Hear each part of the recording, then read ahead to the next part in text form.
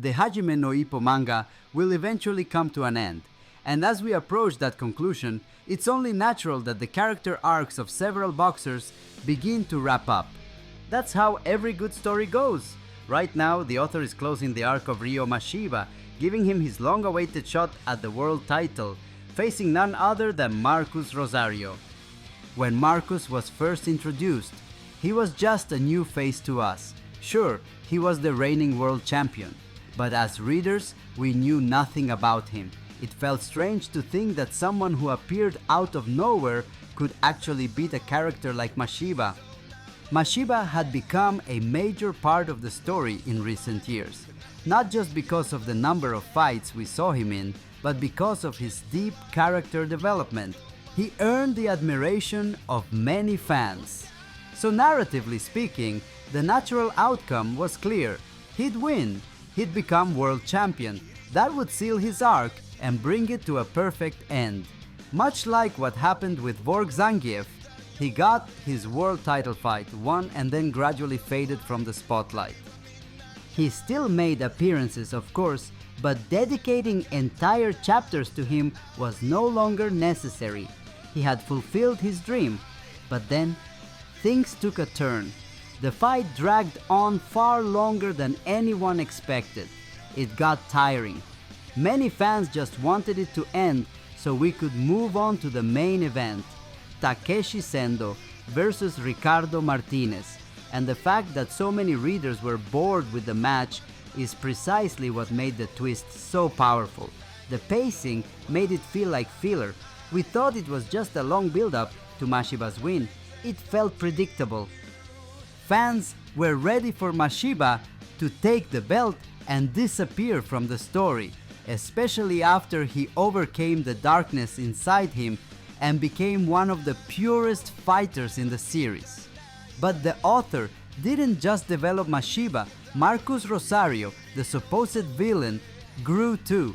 He admitted that he had betrayed the spirit of boxing. He faced his flaws.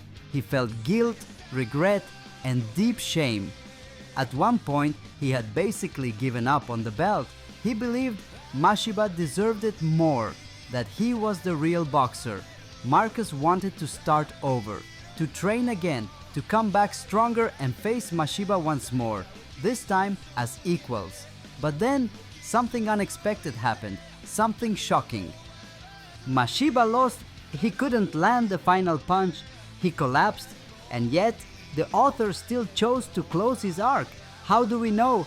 Because Mashiba was left in a coma for 2 weeks. That's serious. It was revealed that he suffered spinal damage, an injury so severe that returning to the ring is impossible. What shocked the characters most was not just the injury itself, but the fact that he was no longer in critical condition. And yet, the consequences were irreversible. It was clear Mashiba would never fight again. In a way, the author didn't give us what we expected, but what makes sense for a manga entering its final act, closing the arc of a major character like Mashiba. Even now, we don't know what's going through Ryo's mind. We don't even know if he's fully regained consciousness, and that raises the big question, how does this affect Sendo? And what does it have to do with the tiger? Let's explore that. To be honest, I don't think Mashiba's fight will directly affect Sendo. Sure, they had some level of respect, but no deep friendship. Nothing like Sendo's bond with Ippo, or even with Ichiro Miyata, or Vork Zangief, whom he once fought years ago.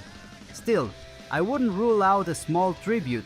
Maybe Mashiba watching the fight from the hospital. Maybe Sendo thinking of him for a moment, acknowledging how brutal this sport truly is. Besides Takamura, I believe Sendo is the Japanese fighter who understands best what it means to fight at the world level. But from a narrative standpoint, Mashiba's downfall could affect Sendo indirectly.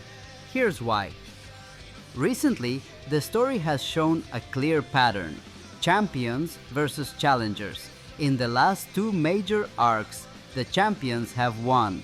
Ricardo beat Wally and Marcus beat Mashiba.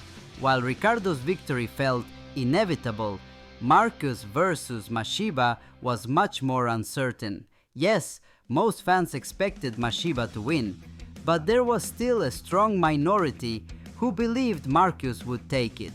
So now, once again, we're headed into a fight where most people believe the champion, Ricardo Martinez, will win. From a storytelling point of view, that's risky. And let's not forget, the author already surprised us once with Mashiba's loss. That was a massive plot twist, a fan favorite character forced to retire without glory. It was dark, it was heavy, and that's why I bring this up. If the author was willing to break a character like Mashiba, don't you think he could do the same or something even wilder with Sendo? Let's be honest, everyone, both in and out of the story, thinks Ricardo Martinez will win.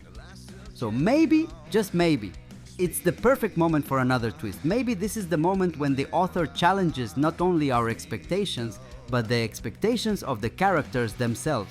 If everyone says Sendo has no chance, it's because the author wants us to think that. He's building up the inevitable outcome, so that when it doesn't happen, it hits us harder. Because let's face it, if we all know who's going to win, the fight loses its tension. And that's why I believe we might be in for another surprise. A victory for Sendo would be earth-shattering. It would shake the internet. Even anime-only fans, those who never read the manga, would hear about it. Takeshi Sendo is the new world champion?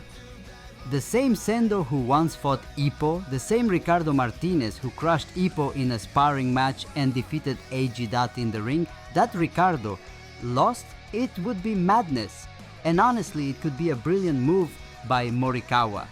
Not just to excite current fans, but to reignite interest from former fans, to catch the attention of casual viewers now that the anime is on Netflix, to give them a reason to start reading the manga again.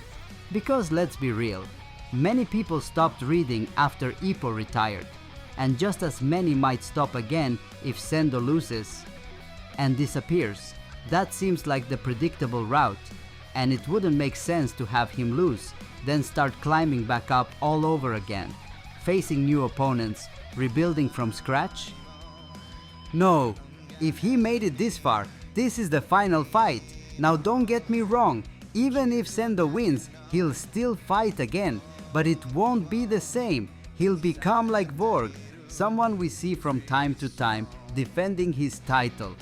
Unless the author goes even further, because Sendo's not just any fighter, he's a featherweight. And who's waiting in the featherweight rankings? Miyata and Ippo. And knowing how obsessed the Tiger is, I wouldn't be surprised if he is the one to challenge Ippo next, just like he did before, putting on his belt and calling him out. I know, not everyone would be thrilled by a third Ippo versus Sendo fight. To some, it's a dream. To others, it might feel like reusing old formulas. But we can't deny it. At this point, anything is possible. Because if there's one thing a storyteller hates, it's being predictable. And if that's the case, then maybe, just maybe, we shouldn't be so sure of what's coming next. Good night, champ.